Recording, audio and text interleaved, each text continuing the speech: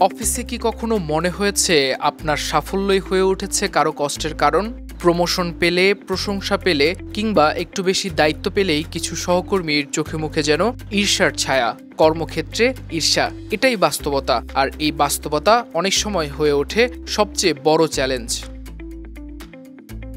বেশিরভাগ মানুষ দিনের দীর্ঘ সময় কাটান কর্মস্থলে, তাই সহকর্মীদের আচরণ সরাসরি প্রভাব ফেলে মানসিক স্বাস্থ্যে। সম্পর্ক ভালো হলে কর্মক্ষেত্র হয় অনুপ্রেরণার জায়গা, কিন্তু সম্পর্ক খারাপ হলে তা রূপ নেয় মানসিক চাপ আর অস্বস্তিতে।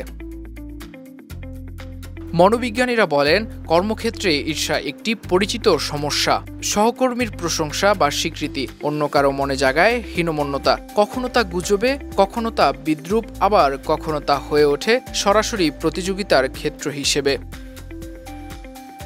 তাহলে কি সমাধান চাকরি ছেড়ে দেওয়া? উত্তর না, বরং সমাধান হলো বুদ্ধিমত্তার সঙ্গে পরিস্থিতি সামলানো। এই তিনটি কাজ হতে পারে এই সমস্যার সমাধান। প্রথমত, পেশাদারিত্ব বজায় রাখুন। ঈর্ষান্বিত সহকর্মী আপনাকে উত্তেজিত করার চেষ্টা করবে, কিন্তু শান্ত থাকুন। আবেগ নয়, যুক্তিই হোক আপনার প্রতিক্রিয়া। গবেষণা বলে শান্ত প্রতিক্রিয়া অনেক সময় প্রতিপক্ষের উদ্দেশ্যকে নিরস্ত করে।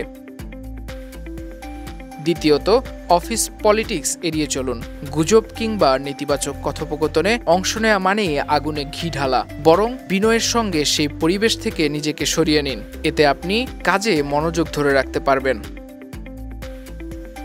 তৃতীয়ত, নিজের কাজে মনোযোগী হন। মনে রাখবেন, যারা ঈর্ষা করে তারা মূলত নিজের অক্ষমতার সঙ্গেই লড়ছে, আর সাফল্য সেটা নেতিবাচকতার সবচেয়ে শক্তিশালী প্রতিক্রিয়া।